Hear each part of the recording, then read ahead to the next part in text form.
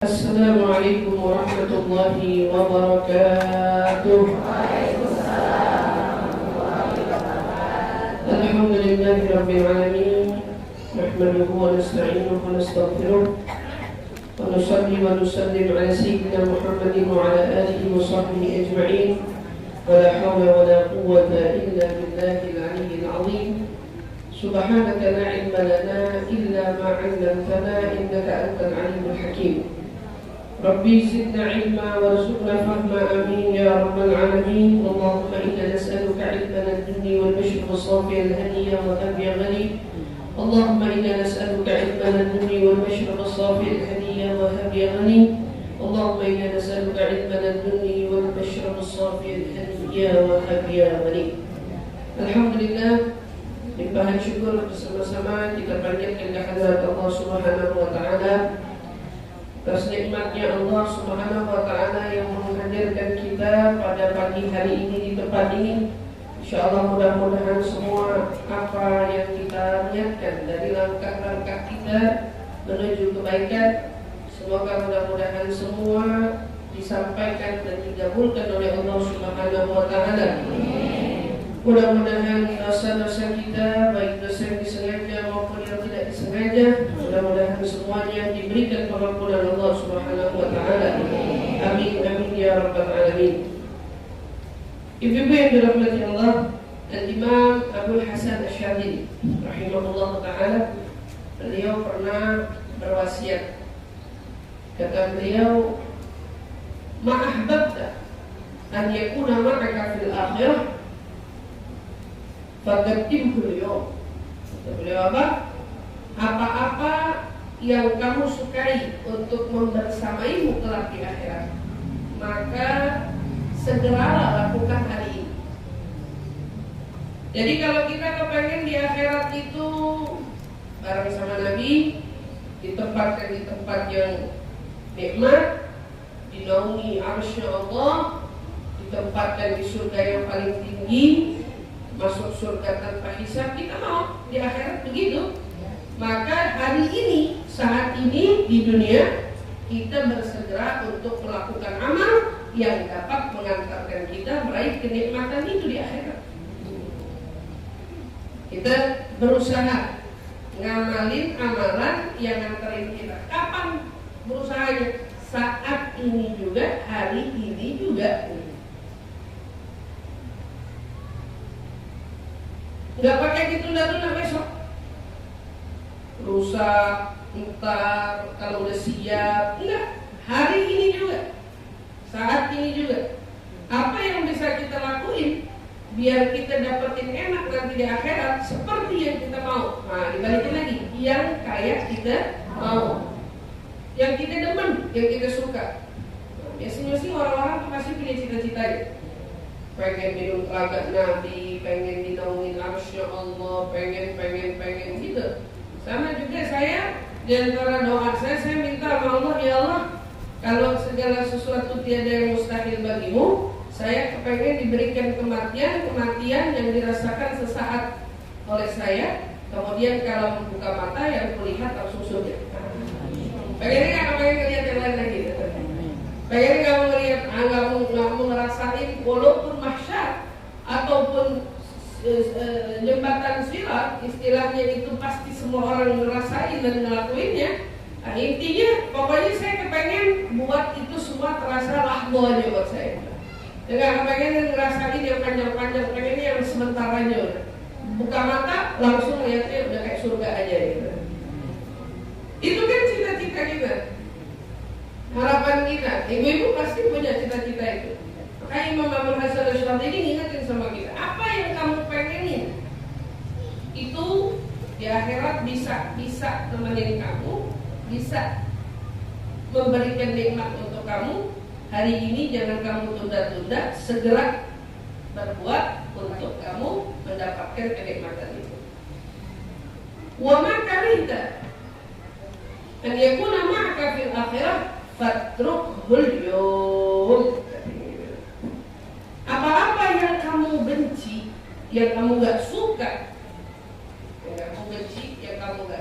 untuk membersamaimu di sana, maka tinggal tinggalkanlah segala sesuatu yang dapat mengantarkanmu pada keburukan itu.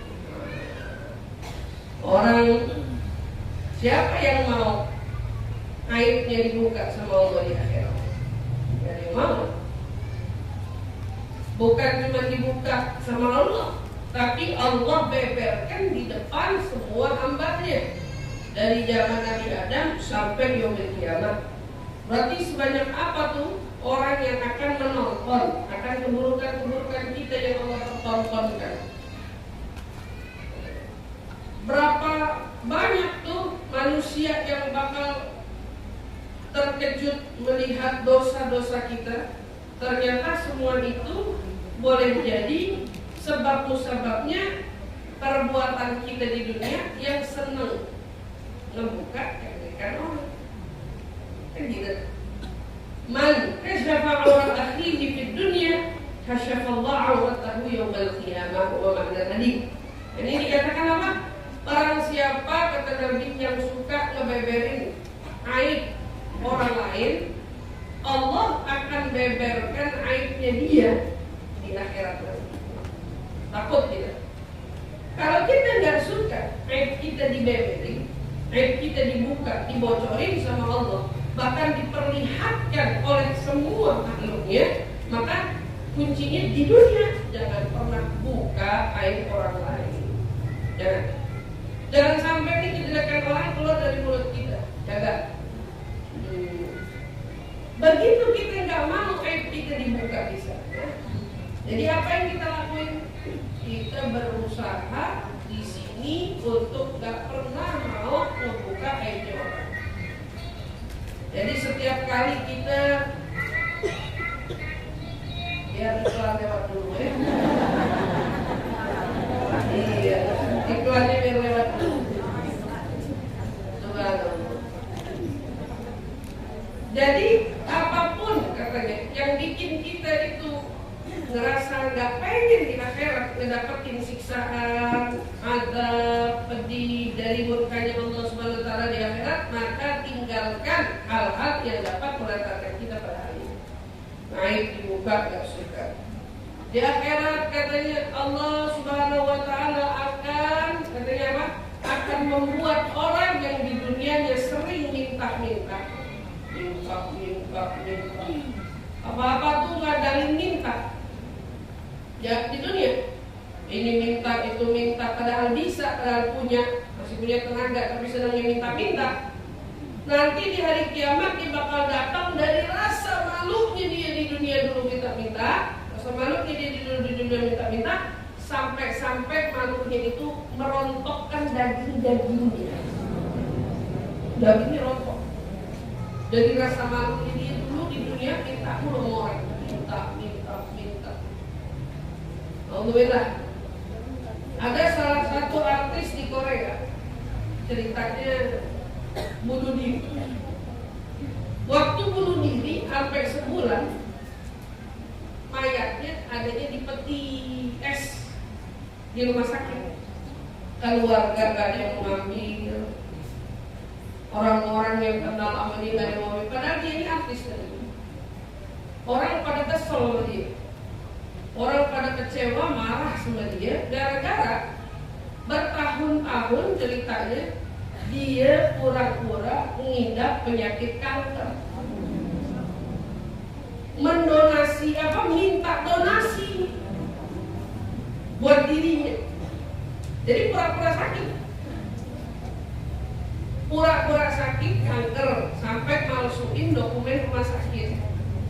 Dia posting di sosmed, dia apa, sampai akhirnya ketahuan lah kalau ternyata itu bohong. Begitu orang tahu dia bohong, orang pada kecewa. Yang nyumbang, yang ngasih, yang apa, pada marah. Saking kecewanya bahkan dia mati, gak ada orang yang melawat. Keluarga gak mau mungut, gak mau ambil, sampai akhirnya mau gak mau proses pemakamannya harus diambil alih oleh sahabat atau temannya lah, yang dipilih oleh polisi setempat. Berarti jenazah ini dianggap tidak ada orang yang bertanggung jawab atas dirinya, karena tidak ada saudara yang mengklaim sebagai saudaranya. minta orang kesel, apalagi sampai bohong. Kalau kadang-kadang kalau dipikir-pikir yang begitu di kita banyak juga. Iya apa enggak? Iya.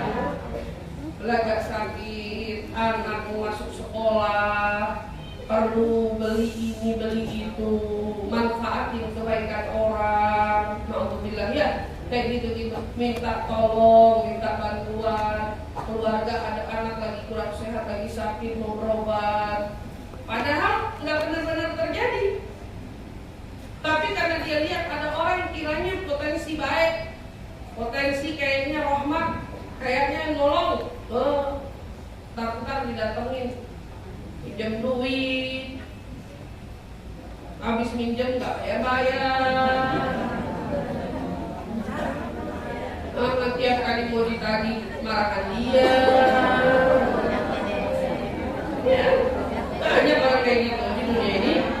Subhanallah, ya nggak usah jauh-jauh, mayoritas kita aja di sekitar kita nih umumnya orang banyak yang kayak gitu.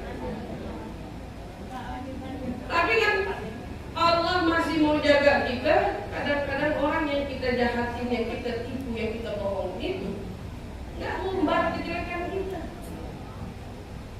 Dia nggak bikin tuh pengumuman tentang jeleknya kita. Boleh jadi tetangga sendiri, boleh jadi orang yang ada dalam satu RT-nya, boleh jadi satu kampungnya. Tahu warawiri jalan utama padahal banyak. Jalan-jalan mulu, katanya dibilang. Pergi sono, pergi sini, bayar utang kagak. Tapi baik, paling mungkin sama 2-3 orang, paling diomongin sama 2-3 orang, sama tetangga sebelahnya, kagak sekampung diumumin. Tahu-tahu muka dia panjang, tukang tipu, tukang utang, baik-baik, mau diutangin kagak dibayar. Nggak ada orang yang sampai setegah itu. Ternyata orang lingkungan kita banyak yang baik-baik. Masya Allah, masih mau nutup kejelekan orang. Udah cukup kita aja yang tahu.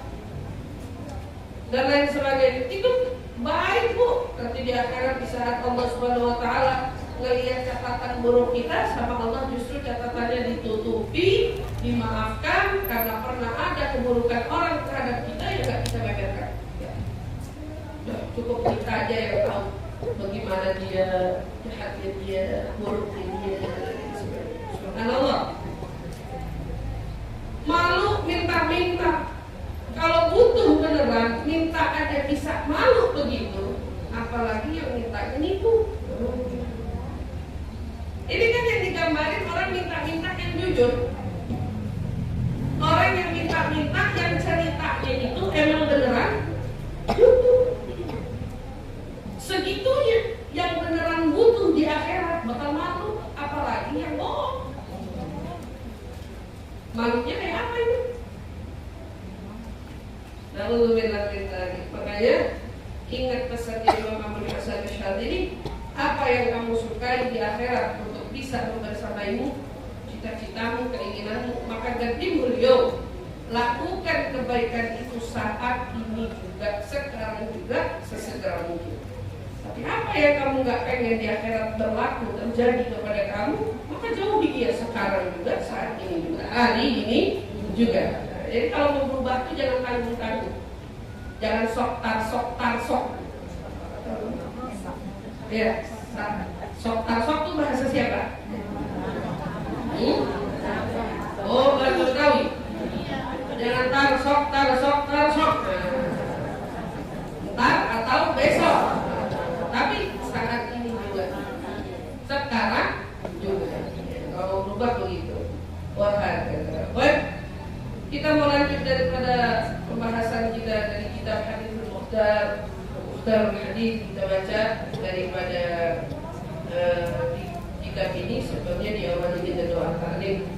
Bismillahirrahmanirrahim. Wa ta'allum wa ta'lim wa naf'a wal intifa' wal mudhakara wal tadhkir wal ifada wal istifada wal hifdha 'ala tamassuk bi kitabillah wa sunnati Rasulillah sallallahu alaihi wasallam wa du'a ila al-huda wa dilalata 'ala al-khair ibtigha'a marḍat وقرب وثواب وحسن الخاتمة مع اللطف والعافية والصلاح العاقبة برحمتك يا أرحم الراحمين. آمين آمين يا رب العالمين. Hadis ke-10. Qala Rasulullah sallallahu alaihi wasallam at-tajirul amin as-saduqul muslim ma'asy syuhada yaumil qiyamah. Haditsun sahih rawahul Hakim. Rasulullah sallallahu alaihi wasallam bersabda, seorang pedagang yang dapat dipercaya, jujur dan muslim, maka kelak pada hari kiamat ia akan dikumpulkan bersama para syuhada. Hadis riwayat Al-Hakim dengan sanad haditsun sahih. Di dalam hadis ini Nabi SAW ingin menguraikan kepada kita tentang sosok pedagang, tetapi yang punya kriteria. Kriteria pertamanya jujur. Diduluin sama Nabi jujur sebelum Islam. Karena ini tentang apa? Ini tentang moral seseorang. Arab itu punya ada sesuatu sifat yang paling anti. Orang Arab paling anti sama bohong. Bohong. Kata Nabi waktu ditanya, ya Rasulullah, hal mu'min yazni? Apakah ada orang mukmin itu berzina? Ada. Hal mu'min yasrik? Ada nggak orang mukmin itu nyolong, maling? Ada. Ditanya lagi, hal mu'min yakdzib? Ada nggak orang mukmin itu yang bohong? Enggak. Kan? Al-mu'min la yakdzib. Orang mukmin dia tidak mungkin berdusta, nggak mungkin bohong. Berarti kalau kita nih istilahnya mau ngelakuin kesalahan, harus ada kesalahan yang pantang kita lakukan.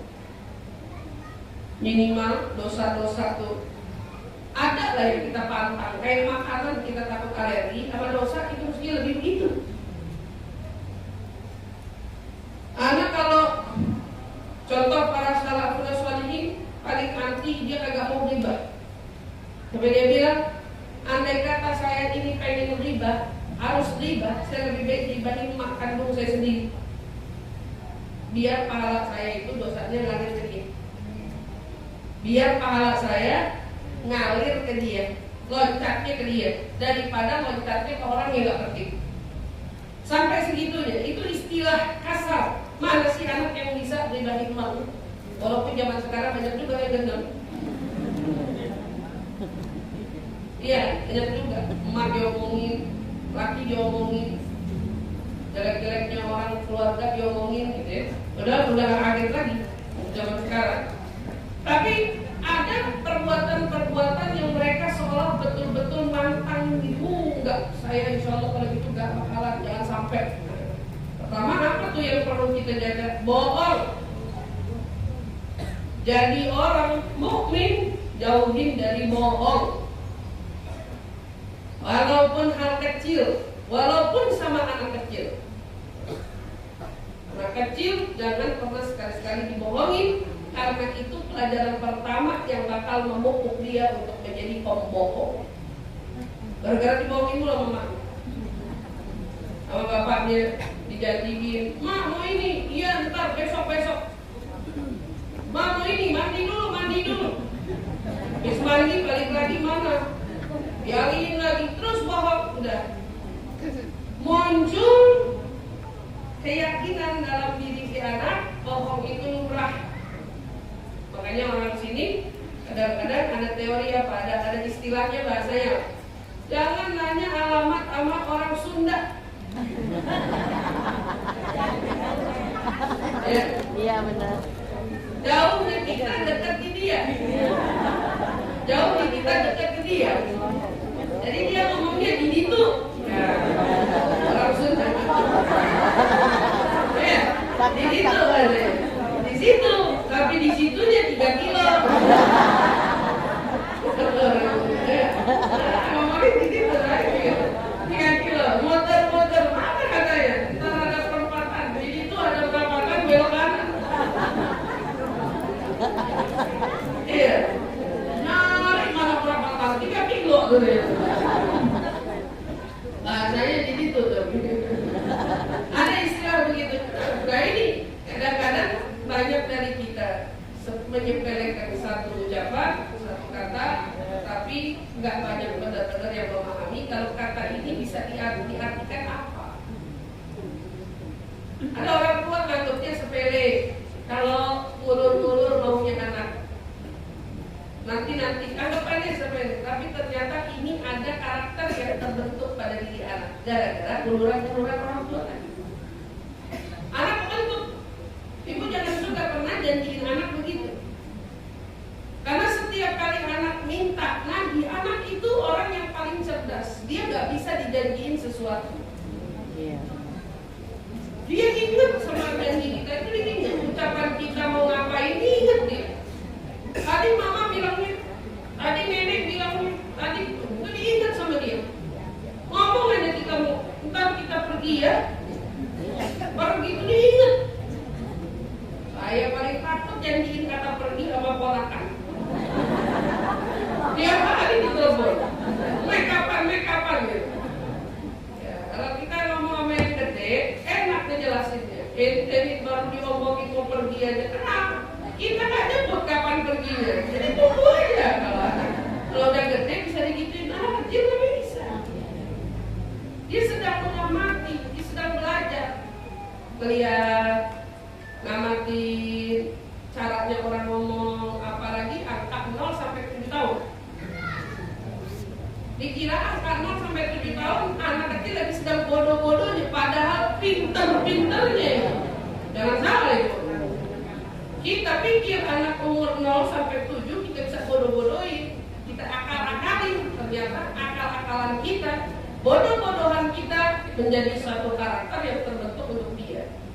Jadi kalau menjanjiin anak, tepatin, walaupun cuman apa? Kecil.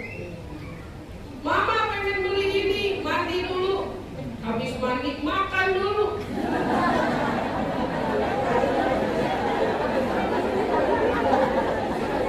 Udah mandi, udah makan, balik lagi dia. Mana itunya?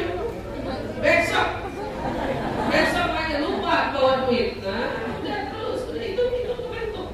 Ini nyimpen memori. Kalau udah sekali berani ucap, lakuin, walaupun kecil.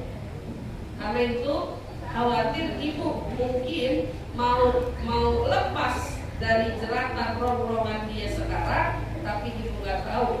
Perbuatan ibu begitu membuat ibu lebih nggak bisa lepas dari jeratan dia dalam masalah nanti. Begitu gede, waktu ibu butuh dia jujur, dia malah bohong. Nah begitu anak udah gede bohong, orang tua sakitnya bertubi-tubi. Karena berasa dibohongin sama anak sendiri. Ya, pernah. Waktu dia marahin anaknya, jadi anak jangan suka bohong. Padahal itu kreasi emaknya sendiri. Emaknya dulu yang bentuk anak itu menjadi begitu. Dalam hal ini, dalam hidup aja kita dilarang bohong, apalagi kalau menyangkut tentang dagangan. Rasul Shallallahu Alaihi Wasallam seorang rekening sama kita, seorang pedagang yang bisa jujur, dipercaya, At-Tajirul Amin. Rasulullah kenapa dapat julukan Al-Amin? Karena beliau yang paling bisa dipercaya. Beliau jujur, tidak pernah sembarangan. Orang kenal betul, Nabi memang tidak pernah bohong, tidak pernah dusta. Makanya orang begitu percaya sama dia. Dapatlah dia julukan Al-Amin. Julukan Al-Amin. Orang kalau dagang pantang bohong. Tapi kalau di kita ini kan banyaknya dagang bohong. Rugi saya. Padahal nggak rugi. Orang dagang slow aja. Kalau mau dagang, yang dipelajari skillnya. Dagang itu sunnah, tapi setiap perbuatan ada caranya. Ingat, kayak ibu belajar sholat, ibu belajar zakat, ibu belajar haji, ibu belajar puasa, kan ada caranya. Dagang juga gitu. Hati-hati sama hal-hal yang memang bisa membawa kita pada apa?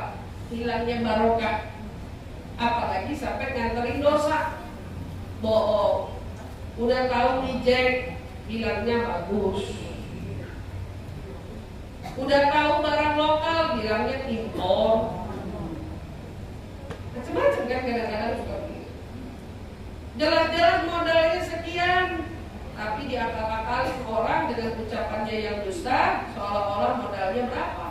Padahal dia dapat modal 10.000, ngomong sama orang modal 20.000. Udah bohong kan? Makanya kalau dagang gak usah ungkit-ungkit modal. Orang mau nawar hak dia. Pedagang itu yang perlu dipelajari salah satu di antara skillnya sabar sama ditawar.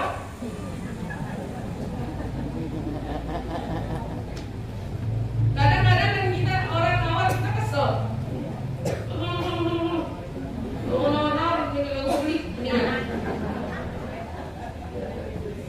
Gitu kan? Orang menawar berapa aja silahkan. Kayak dia bertahan nawar, kita bertahan dengan harga.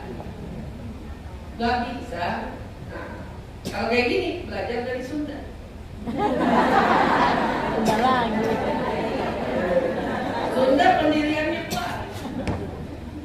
Kurangin nggak bisa. Tapi ngomongin senyum, maafin. Belum bisa. Kita ada nawar 10 kali, kurangin dikit, maafin. Belum bisa. Belajar. Gak bohong. Ngomongin tapi senyum. Iya senyum. Di panitia majelis yang belajar kayak gitu. Iya, jadi kayak sudah. Mau duduk di sini, maafin.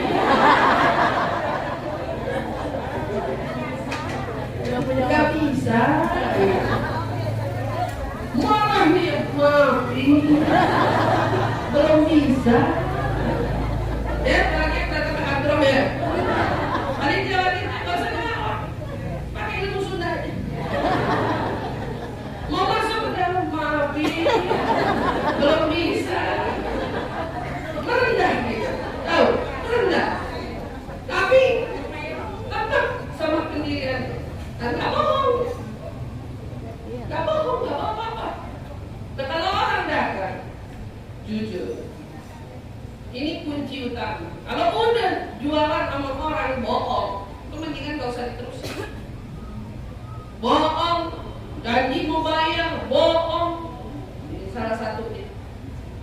Jualan bilangnya bagus, kok tuh aneh dapat reject, udah asal tahu. Asal tahu aja.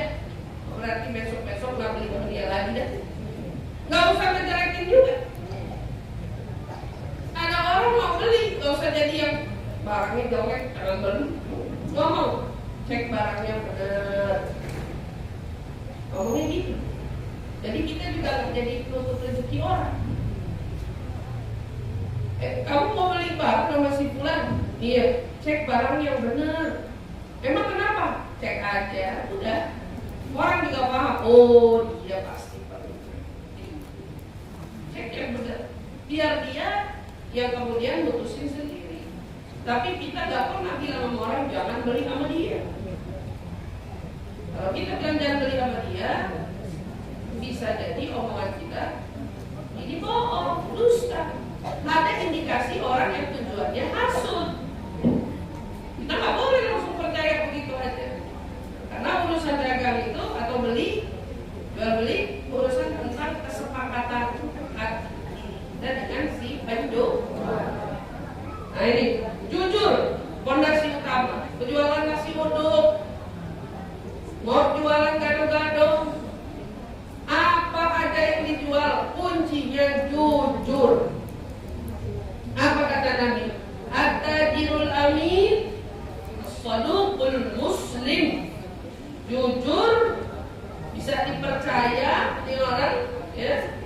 dan dia orang muslim. Berarti ini juga mengajarkan kepada kita bahwa orang ini Islam. Nanti kita kalau mau muamalah cari yang Islam sebelum yang lain. Cari yang Islam sebelum yang lain. Makanya kalau mau bikin anak menjadi seorang pengusaha, modalnya bukan tentang sekolah bagaimana caranya barang dipasarin, tapi caranya dusta. Jangan. Orang banyak yang pintar ngomong, diajarin skill ngomong, tapi ngomongnya itu bohong. Orang dimainin, digiring, tapi penggiringannya pada sesuatu yang dibeli itu jelek, buruk. Jangan. Dulu Imam Abu Hanifah punya toko. Imam Abu Hanifah ini salah satu imam empat mazhab yang dia dari muda belajar sambil apa? Bekerja, sambil dagang. Jadi dia udah belajar dagang sampai dia jadi ulama, dia juga pedagang. Satu waktu di tokonya ada satu kainnya itu bolong. Dia jualan kainnya bolong. Dia bilang sama pedagangnya, sama anak buahnya, tolong kain itu jangan dijual, karena ada bolong, jangan dijual ya. Dia pesan, dia pergi ngajar. Begitu dia balik dari ngajar, subhanallah dia lihat kainnya udah gak ada. Udah gak ada. Dia tanya sama muridnya, pegawainya, kemana kain yang tadi saya pesan? Yang saya pesan jangan dijual. Pegawainya bilang, ada pembeli naksir apa itu kain. Naksir. Sampai begitu mau. Karena dia menawar harga tinggi, aku beli. Dijual. Kata Imam Abu Hanifah, ente kasih tahu nggak kalau tuh barang ada cacatnya? Enggak. Nggak dibilangin kalau tuh barang ada bolongnya. Oh, Imam Abu Hanifah bilang, sekarang ente cari dia sampai ketemu, pulangin duitnya. Pokoknya saya mau kain itu kembali, uang orang itu nggak ada di tempat saya. Kalau orang sekarang nyari gimana caranya biar bisa ngibulin orang. Barang reject biar kelihatan baru, barang jelek biar kelihatan bagus. Makanya tuh jangan jualan di online, hati-hati. Kita jangan ngegiorin orang cuma dari foto, sementara di balik itu tidak ada kejujuran. Ya, dijaga hati-hati. Jadi kalau mau yang foto yang benar, jangan jadi kayak orang gak amanah. Yang difoto apa, yang dijual apa. Ada orang yang begitu, ada. Banyak yang dipajang bagus, yang dikirim KW sekian. Hati-hati, jangan sampai berjualan sampai semacam itu. Kenapa Rasulullah ingin menyampaikan kepada kita karakter orang yang berdagang jujur, amanah, muslim. Kalau dia lempeng, kalau dia lurus, ini orang dapat pahala nggak tanggung-tanggung. Dia bakal menduduki posisinya orang-orang yang dikumpulkan bersama para syuhada. Dikumpulin sama orang yang mati syahid berjuang di jalan Allah. Kenapa? Orang dagang bisa dapetin pahala yang mati syahid berjuang di medan perang. Karena berjuang di medan perang, kamu siap mati. Adapun pedagang, mereka berhadapan dengan dunia, duit, untung. Enak bu orang jualan. Tanya sama pedagang-pedagang yang udah lama dagang. Enak dia ngerautin untung. Megang duit tuh udah numpuk banget tangannya. Udah biasa. Dan rasanya kalau di tangan ada duit beda. Iman orang kalau tangannya ada duit itu lebih terancam daripada orang yang kiranya nggak lihat duit. Lebih terancam. Orang kalau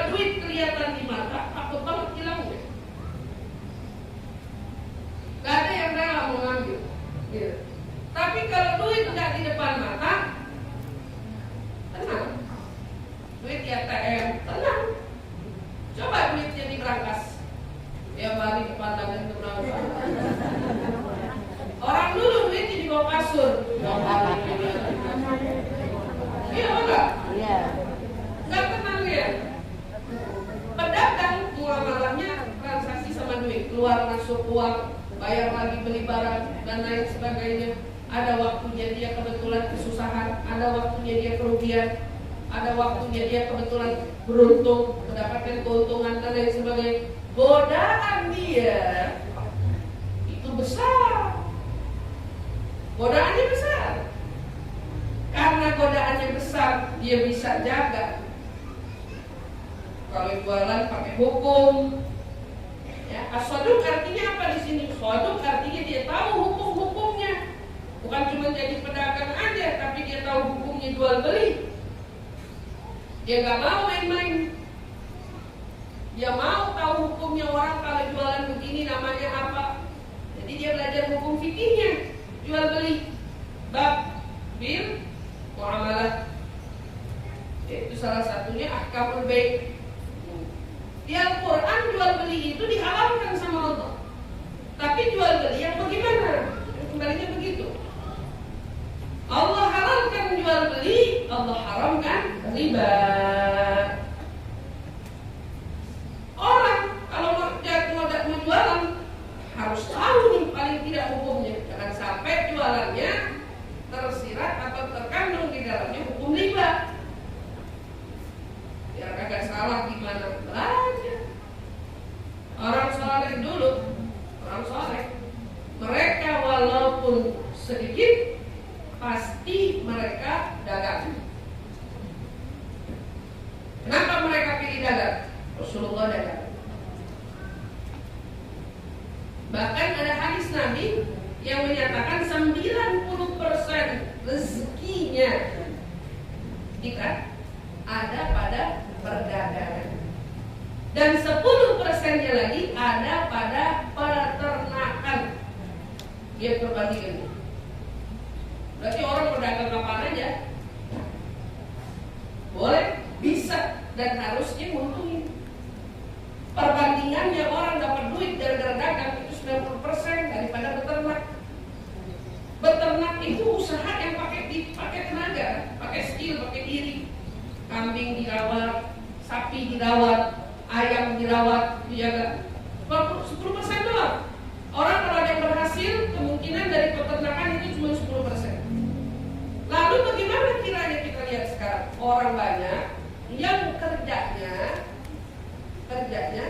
di bawah perintah orang. Digaji. Makanya paling gak enak. Karena ada orang yang gara-gara digaji kaya. Yang kaya ownernya doang, yang punya bosnya, yang lain mah ada. Yang lain statusnya sampai kapan juga karyawan. Kapan dia bisa maju? Begitu dia menjadi pengusaha. Dia berusaha membuka cabangnya, dia berusaha membuka usahanya, dia berusaha memulai kerjaannya. Waktu dia yang berusaha sendiri, baru peluang rezeki seolah lebih datang ke dia. Nih, orang dagang sunnah tahu tentang Nabi sejak kecil diajarkan dagang oleh pamannya. Ya, Nabi dibawa sama pamannya Abu Thalib sampai kemana? Ke negeri Syam, dibawa buat ngapain? Bantuin dagang. Dia lihat tuh perdagangan Nabi dari kecil, dari masa mudanya berarti ya, dari masih belia sudah melihat bagaimana cara dagang. Nih Bu, orang kalau mau usaha nggak tunggu udah lulus. Bisa jadi anak kamu masih di bangku sekolah, tapi pikirannya udah terbuka gimana caranya menghasilin uang. Ibu gak usah bingung, ibu gak usah repot. Zaman sekarang apalagi rata-rata orang berhasil karena usaha. Ya usaha, otaknya main, mikir, mau Allah kasih rezekinya lebih. Kalau kerja di bawah gaji, dia cuma ngejalanin instruksi. Kerjain ini, masuk jam 7, pulang jam 4. Kerjain ini, anterin ini, kirim ini, dan lain sebagainya. Udah. Tapi kalau dia usaha, dia jualan, dia dagang, dia belajar banyak. Dia belajar orang, caranya begini, karakter orang, begini, ngadepin orang, begini. Emosinya bisa dikendalikan. Dan subhanallah, rezekinya dikasih berkahnya lebih. Berkahnya lebih. Jadi bingung sama orang kadang-kadang. Kita mau malu kalau jualan. Malu sama siapa? Malu itu kalau minta. Minta malu. Gak punya, patut malu. Karena Allah Subhanahu wa Ta'ala sebetulnya memberi kita peluang untuk bisa kepada semua. Kalau kita malu, berarti kita sendiri yang menghalangi diri kita. Ya. Jadi yang bisa satu jualan ini, satu jualan ini. Kalau semua umat Islam begini, Cina lewat, India lewat. Cina sama India itu balap-balapan. Mereka yang paling di depan. Cina, apa yang nggak bisa dibuat? Yang Cina nggak bisa buat apa? Manusia doang. Di luar manusia bisa.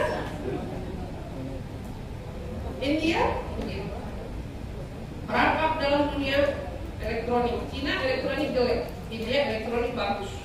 Wah, dia bikin handphone dengan kapasitas ukuran yang seperti ini. Katakan orang di luar jual harga sekian, India bisa jual harga lebih murah. Coba. Dia kalau buat teknologi luar biasa. Main saling berlomba-lomba. Orang Muslim?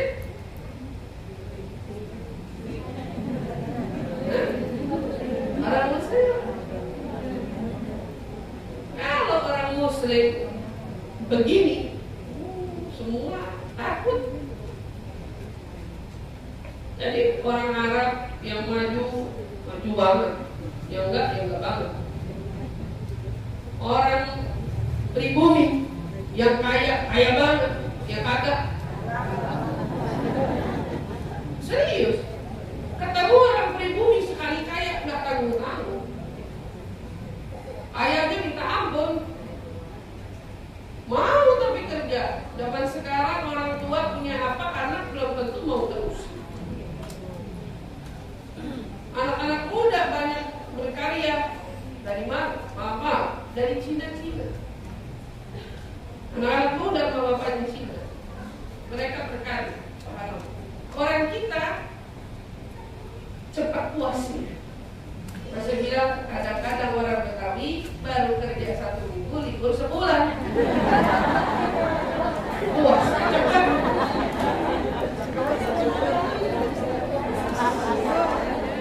Capek dia, capek seminggu, libur sebulan. Gimana mau datang terus ya? Ini dibalik itu semua, kenapa kita harus pandai? Hukumnya berjual beli itu sampai ada di dalam Al-Quran, ya. Hukumnya ada dalam Islam. Hukum jual beli sampai ada dalam fikih untuk kita pelajari dan kita kaji. Kenapa itu berarti Allah mau ngasih tahu sama kita sebetulnya segala aktivitas jika dilandasi dengan hukum syariat maka tidak ada yang sia-sia. Ente mau jadi apa aja, tapi kalau dilandasi hukum nggak ada yang sia-sia. Semuanya bisa maksimal. Dan yang paling dicari apa? Pahala di balik. Kenapa orang harus usaha? Karena setiap suami, katakan laki-laki yang keluar dari rumahnya untuk mencari nafkah untuk anak istri, dia dihitung sama Allah, dicatat setiap keringatnya sebagai ganjaran pahala dari Allah. Dan dia usahanya itu dari dia mau bekerja dibalas sama Allah dengan pahala apa? Pahalanya orang yang berjihad di jalan Allah. Bayangin, yang dicari apa? Pahala. Kalau semua orang ini tidak ada istri merana di rumah, nggak ada anak yang merana di rumah. Karena suaminya tahu tanggung jawab, suaminya tahu harus apa, bagaimana menghidupkan anak istri dan lain sebagainya. Tapi kalau sekarang kan, subhanallah, ya udah kita nggak usah sebut, banyak para suami yang ternyata terhambat jalur rezekinya,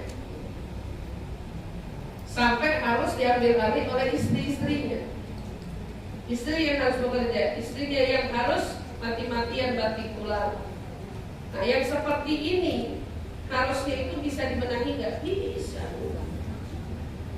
Bisa dirapihin, nggak bisa. Allah itu nggak mungkin salah dalam mengatur. Aturan Allah, suami cari nafkah, itu aturannya. Kalau suami konsep pikirannya cari nafkahnya lurus, Allah bakal buka jalan bagi dia luar biasa. Tapi kalau konsepnya rezekinya udah salah, gimana mau dibuka? Akhirnya makanya ada yang bilang hinanya besi karena berkarat, hinanya manusia karena melarang. Itu peribahasa. Kalau kita mau punya martabat, maka kita memang harus memposisikan diri selayaknya orang yang punya martabat. Kenapa orang yang tidak punya dianggap hina sebelah mata? Itu hukum dunia, bukan hukum Allah. Karena kita hidupnya di dunia, orang begitu tuh cara lihat. Bajak laut. Paling tidak bukan dianggap sebelah mata, tapi dilihat sebagai orang yang harus diberi. Gitu, harus diberi. Jiwa kita senang dikasih, bukan memberi. Itu yang saya sangat sayangkan. Salah satunya upaya saya dalam menggerakkan orang-orang mendatangi event-event saya, baik event di Sentul, di Expo, atau seminar yang saya buat di hotel dan lain sebagainya. Saya sudah sering sampaikan berulang kali, saya tidak cari untung di sana. Saya punya usaha, saya ada toko saya di Condet. Toko saya ada di beberapa tempat. Alhamdulillah Allah kasih saya rezeki untuk makan, untuk hidup dari jalan yang lain. Adapun untuk ini, orang silahkan beranggapan kalau saya cari untung di sana, itu mah bebas, hak kamu mau mengira apa. Tapi saya juga punya apa? Punya hak untuk menjelaskan kepada ibu. Saya jelaskan berulang kali, saya nggak cari untung di sana. Walaupun harga satu tiketnya sekian, untung saya insya Allah nggak pernah saya suap walaupun 10.000 dari sana. Uangnya ada, jalurnya jelas. Lalu kenapa Ustaz sampai harus bikin seperti itu? Saya mau mulai mendidik jiwa-jiwa yang sering diberi untuk belajar memberi. Setidaknya beri untuk dirimu sendiri. Saya nggak minta loh ibu kasih saya 500.000. Ibu bayar 500.000 untuk seminar, untuk acara. Keuangan itu kembali ke ibu. Makanan ke ibu, hadiah ke ibu, ilmu ke ibu. Kalau ditanya Ustazah dapat apa? Ustazah dapat apa sebenarnya? Saya dapat apa? Event di Sentul, besar tempatnya, penuh orangnya, secara sewa gedungnya juga besar. Saya kasih makan orang, pikirin juga biaya kasih makan orang berapa. Saya kasih kursi doang, saya kasih makan. Ada uang, saya beri sesuatu. Dan di sana kamu bukan cuma duduk, kamu melihat sesuatu yang lain dari yang lain. Kan gitu.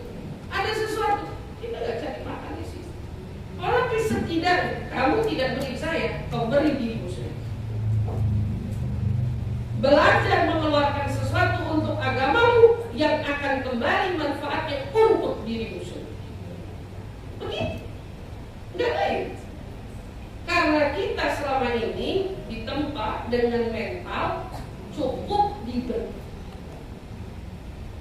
Kalau ngomongin masalah ini panjang Bu, betul-betul. Dan itu disadari oleh siapa? Oleh pengusaha-pengusaha yang sudah ternama, naik uangnya di mana-mana. Waktu ditanya kenapa orang Cina bisa lebih kaya di Indonesia daripada orang pribumi, itu jawabannya. Waktu itu Cina di sini dilarang kerja di dalam pemerintahan. Orang Cina dulu nggak boleh kan? Ya, zamannya orde orang dulu ya. Orang Cina nggak boleh, nggak dikasih tempat. Yang boleh dudukin orang kita. Ceritanya mau ngangkat pribumi, betul atau tidak? Ceritanya pribumi mau diangkat. Terus orang Cina nggak boleh kan masuk kemana-mana. Orang Cina akhirnya merambat kepada dunia usaha. Orang kita jadi usaha. Orang kita sibuk jadi PNS. PNS gara-gara apa? Pengen apa? Tunjangan masa tua. Yang dikejar itu kan sama orang kita. Pengen tuanya enak, biar tidak tua belum, udah pengen enak. Aneh kan? Aneh. Repot jadi PNS. Pada saat itu semua orang pribumi repot jadi PNS, menjajaki tempat-tempat sebagai PNS, hidupnya nerima.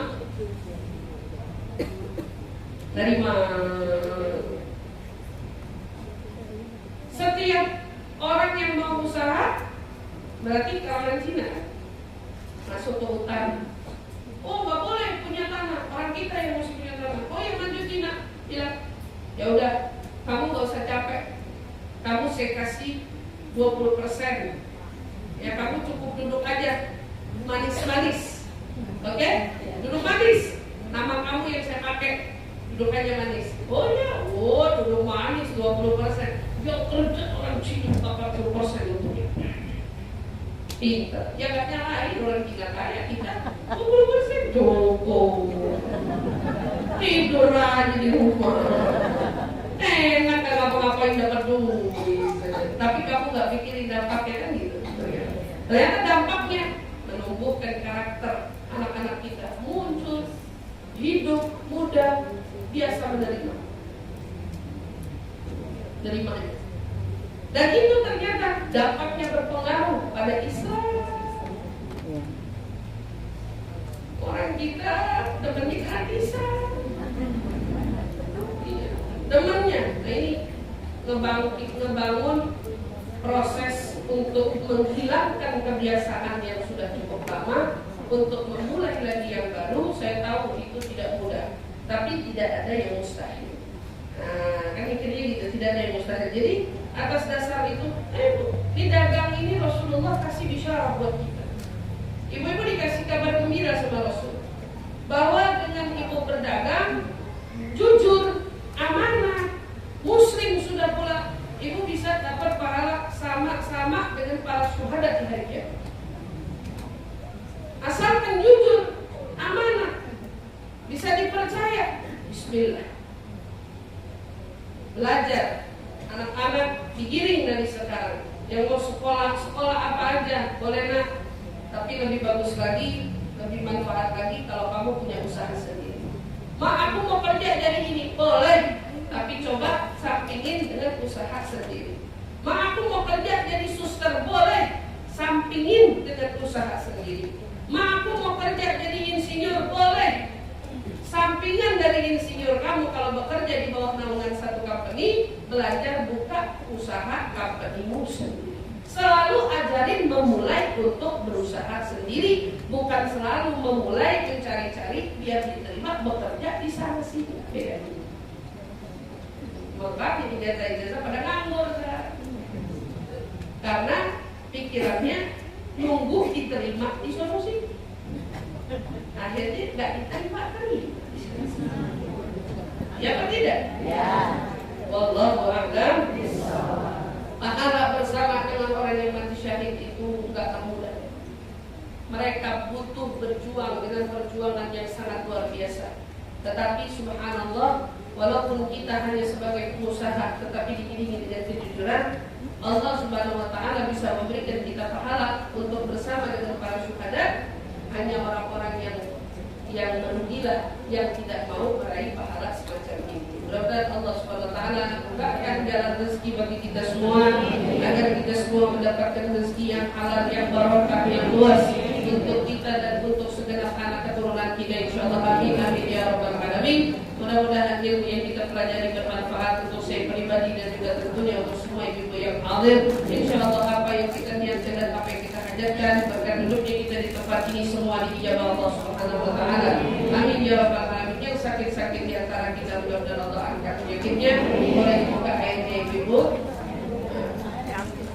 Khususnya kita doakan Ibu Yusnaini binti Adnan yang sedang sakit, yang sedang dirawat. Kita doakan mudah-mudahan Allah segera kembali pulihkan dia, diberikan kesembuhan dengan kesembuhan yang sempurna, insyaallah. Amin ya rabbal alamin. Dan kita semuanya yang hadir masing-masing tanamkan hajat kita, dan mudah-mudahan apa yang kita niatkan semua dijabah Allah Subhanahu wa taala. Amin ya rabbal alamin.